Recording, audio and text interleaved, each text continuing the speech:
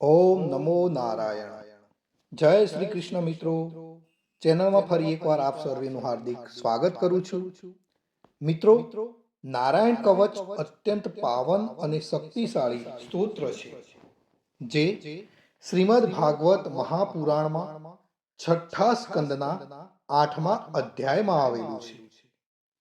આ કવચનું પઠણ આપણી અંદર દૈવી શક્તિઓને જગાડે છે અને બધી જ બાજુઓથી આપણું રક્ષણ કરે છે અથવા તો રક્ષણ આપે છે. એટલે મિત્રો, કવચ પાઠ કરતા પહેલા ભગવાન વિષ્ણુ, નારાયણ, શ્રી હરિ તેમજ સર્વ દેવોને વિશ્વ શાંતિ અને આત્મશુદ્ધિ માટે પ્રાર્થના કરવી શ્રેયસ્કર ગણાય છે. તો આપણે આપણા પરિવાર માટે તેમજ વિશ્વના કલ્યાણ માટે શ્રી હરિને પ્રાર્થના કરીશું. પછી આપણે સંપૂર્ણ નારાયણ કવચનો પાઠ કરીશું. પ્રાર્થના. હે પરમ નારાયણ, અનંત અનાદિ વાસુદેવ, હે જગતના ત્રાતા, ધર્મના રક્ષક, આજે હું આપની શરણ આવી ભય મુક્તિ, શાંતિ અને શુદ્ધિ માટે હું મારા મન, વાણી અને કર્મથી આપની આરાધના કરું છું. હે દયાના સાગર, અમારી ભૂલ ચૂકને માફ કરી અમારું રક્ષણ કરો. આજનો નારાયણ કવચનો પાઠ કેવળ મારા માટે નહીં પણ સંસારના સર્વ જીવોના કલ્યાણ, શાંતિ અને પરમ શ્રેય માટે હું કરું છું. હે હરિ, મારા આંતરિક અને બાહ્ય દુઃખોને નાશ કરો. મને સત્પથ પર ચલાવો અને મારું મન હંમેશા આપના ચરણોમાં અડગ રહે એવી કૃપા દ્રષ્ટિ કરો. ઓમ નમો નારાયણ. તો મિત્રો, આપણે નારાયણ કવચનો આ પાઠ સંપૂર્ણ સાંભળીશું, તો જ એમાં કહેવામાં આવેલું ફળ કથન આપણે પ્રાપ્ત કરી શકીશું. તો મિત્રો, આપણે નારાયણ કવચ સાંભળતા પહેલા કોમેન્ટની અંદર જય શ્રી કૃષ્ણ લખીશું અને ત્યાર પછી આપણે સંપૂર્ણ નારાયણ કવચ સાંભળીશું. અને સાંભળ્યા પછી પણ આપણા જે પણ મિત્રો હોય એમને પણ જરૂરથી શેર કરીશું. તો ચાલો આપણે શરૂ કરીએ છીએ નારાયણ કવચનો પાઠ.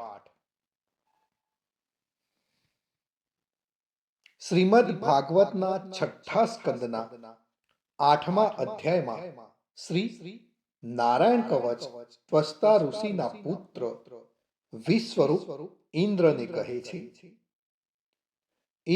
વિશ્વરૂપ કહે છે, જ્યારે ભયનો સમય પાસે આવ્યો હોય ત્યારે મનુષ્ય હાથ પગ ધોઈ આચમન કરી ઉત્તર દિશા તરફ મુખ રાખી નારાયણ કવચનો પાઠ કરવો. જ્યારે ભય આવે ત્યારે શ્રી નારાયણ રૂપ નામનું બખ્તર ધારણ કરવું. ગરુડની પીઠ પર ચરણ કમળ ધારણ કરનારા, 8 સિદ્ધિઓ વાળા, 8 બાહુઓ વાળા અને તે 8 બાહુઓ વિશે શંખ, ચક્ર, ઢાલ, ગદા, બાણ, ધનુષ તથા પાસને ધારણ કરનારા શ્રી હરિ મારી સર્વ પ્રકારે રક્ષા કરો. જળમાં મત્સ્ય અવતારધારી ભગવાન જલ તંતુઓથી તથા વરુણના પાસથી મારી રક્ષા કરો. માયાથી પટુક બનેલા વામનજી સ્થળમાં મારી રક્ષા કરો.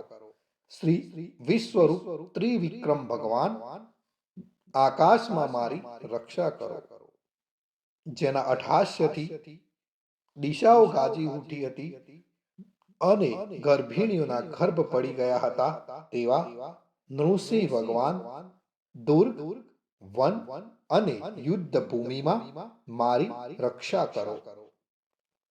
પોતાની દાઢથી પાતાળમાંથી પૃથ્વીનો ઉદ્ધાર કરનાર ભગવાન યજ્ઞ મૂર્તિ વરાહ માર્ગમાં મારી રક્ષા કરો.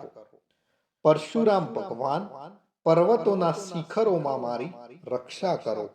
અને ભરતના મોટા ભાઈ રામ ભગવાન તથા લક્ષ્મણ પ્રવાસમાં અમારી રક્ષા કરો. ઉગ્ર ધર્મ અને પ્રમાદથી નારાયણ ભગવાન મારી રક્ષા કરો.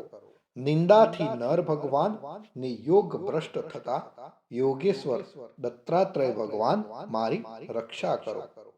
ત્રણેય ગુણોના સ્વામી ભગવાન કપિલ કર્મ બંધનથી મારી રક્ષા કરો. સનંત કુમાર કામદેવથી મારી રક્ષા કરો. હયગ્રીહ ભગવાન રસ્તામાંથી જતા અને દેવોને પ્રણામ ન કરવા રૂપી અપરાધમાંથી મારી રક્ષા કરો. હે દેવર્ષિ શ્રેષ્ઠ મુનિ નારદ ભગવાન, ભગવાનની પૂજામાં જે કોઈ વિઘ્ન નડે તેનાથી મારી રક્ષા કરો. અને કૂર્મ અવતાર શ્રી હરિ સર્વ પ્રકારના નરકમાંથી મારી રક્ષા કરો. અયોગ્ય ખોરાકથી ભગવાન ધન્વંતરી મારી રક્ષા કરો. જીતેન્દ્રિય ભગવાન ઋષભદેવ કામ ક્રોધ આદિના ભયમાંથી મારી રક્ષા કરો. યજ્ઞ અવતારી ભગવાન લોક અપવાદથી મારી રક્ષા કરો. બલભદ્ર ભગવાન મનુષ્ય તરફથી થનારા ઉપદ્રવોમાંથી મારી રક્ષા કરો. અને ક્રોધાવેશ સર્પ ગણોથી શેષ ભગવાન મારી રક્ષા કરો. ભગવાન વેદવ્યાસ અજ્ઞાનથી મારી રક્ષા કરો. આ પાખંડીઓના ટોળામાંથી ભગવાન બુદ્ધ મારી રક્ષા કરો. ધર્મની રક્ષા કરવા માટે અવતાર લેનાર ભગવાન કલ્કી કાળના મળરૂપ આ કળિયુગથી મારી રક્ષા કરો. હે કેશવ ભગવાન પ્રભાતમાં ગદાથી મારી રક્ષા કરો. હે વેણુધર ભગવાન ગોવિંદ આ સંકટ કાળમાં મારી રક્ષા કરો. ઉદાત શક્તિ નારાયણ ભગવાન પ્રાહન કાળમાં મારી રક્ષા કરો. અને ચક્રધારી ભગવાન વિષ્ણુ મધ્યાહન કાળમાં મારી રક્ષા કરો. મધુ દૈત્યને મારનારા ઉગ્ર ધનુર્ધારી ભગવાન ત્રીજા પહોરમાં મારી રક્ષા કરો. બ્રહ્મા, વિષ્ણુ અને રુદ્ર એ ત્રણ મૂર્તિવાળા ભગવાન માધવ સાય કાળમાં મારી રક્ષા કરો. ઇન્દ્રિયોના સ્વામી ઋષિકેશ ભગવાન પ્રદોષ કાળમાં મારી રક્ષા કરો. પદ્મનાભ ભગવાન કેવળ એક અર્ધ રાતથી પહેલાના કાળમાં અને અર્ધ રાતે મારી રક્ષા કરો. શ્રી વત્સસિંહધારી ભગવાન એવા ઈશ શ્રી વિષ્ણુ ભગવાન પાછલી રાતે મારી રક્ષા કરો. તલવારધારી ભગવાન જનાર્દન મળ સકામાં મારી રક્ષા કરો. દામોદર ભગવાન સંપૂર્ણ સંધ્યાઓમાં મારી રક્ષા કરો. કાળ મૂર્તિ ભગવાન વિશ્વેશ્વર સૂર્યોદય પહેલાના કાળમાં મારી રક્ષા કરો. હે પ્રલય સમયના અગ્નિ જેવી તીક્ષ્ણ ધારવાળા ચક્ર જેમ વાયુવાળા અગ્નિથી સૂકું ઘાસ બળીને ભસ્મ થાય, તેમ અમારી શત્રુ સેનાને ભસ્મ કરો. હે વ્રજના જેવા તીક્ષ્ણ સ્પર્શવાળા તણખાઓથી ભરેલી ગદા તમે ભગવાનને પ્રિય છો. તમે કુષ્માંડ, યક્ષ, રાક્ષસ, ભૂત તથા ગ્રહોનો ભૂકો કરી નાખો તથા મારા શત્રુઓના ચૂરે ચૂરા કરી નાખો. હે પંચજન્ય શંખરાજ, શ્રી કૃષ્ણ ભગવાન તમને ફૂંકીને ભયંકર શબ્દ કરે છે અને તેનાથી શત્રુઓના હૃદય કંપે છે. હે પંચજન્ય શંખરાજ, તમે રાક્ષસો, પ્રમથો, પ્રેતગણ, માતૃકાગણ, પિશાચ, બ્રહ્મ રાક્ષસ તથા બીજા ઘોર દ્રષ્ટિવાળાઓને નસાડી મૂકો. હે તીક્ષ્ણ ધારવાળી તલવાર, તમે ભગવાનના હસ્ત દ્વારા પ્રેરાઈને મારા શત્રુઓના સૈન્યને કાપી નાખો. હે સેંકડો ચંદ્ર જેવા મંડળ સમાન ઢાલ, તમે શત્રુઓની આંખને ઢાંકી દો તથા પાપી નજરવાળાઓની પાપ દ્રષ્ટિને હરી લો. અમને ગ્રહોથી, કેતુઓથી, સર્પોથી, દાઢવાળા પ્રાણીઓથી, મનુષ્યોથી તથા પાપોથી જે ભય થાય છે તે સૌ તથા જેઓ અમારા સુખમાં વિઘ્ન કરનાર છે તે સર્વે ભયો ભગવાનના નામરૂપ અસ્ત્રના કીર્તનથી જ તુરત જ નાશ પામો. વૈદિક સ્ત્રોતોથી સ્તુતિ કરાયેલા વેદમય તથા સમર્થ ગરુડ ભગવાન સર્વ સંકટોમાં મારી રક્ષા કરો તથા વિશ્વસેન ભગવાન પણ પોતાના નામો લેવા વડે સર્વ સંકટોમાંથી મારી રક્ષા કરો. શ્રી હરિના નામ, રૂપ, વાહન અને આયુધો સર્વ દુઃખોમાંથી અમારી રક્ષા કરો. ભગવાનના મુખ્ય પાર્ષદો અમારી બુદ્ધિ, ઇન્દ્રિય, મન તથા પ્રાણની રક્ષા કરો. આ સાકાર નિરાકાર જે કંઈ જગત છે સર્વ ભગવાનનું જ સ્વરૂપ છે. આ સત્યથી મારા સર્વ ઉપદ્રવો નાશ પામો.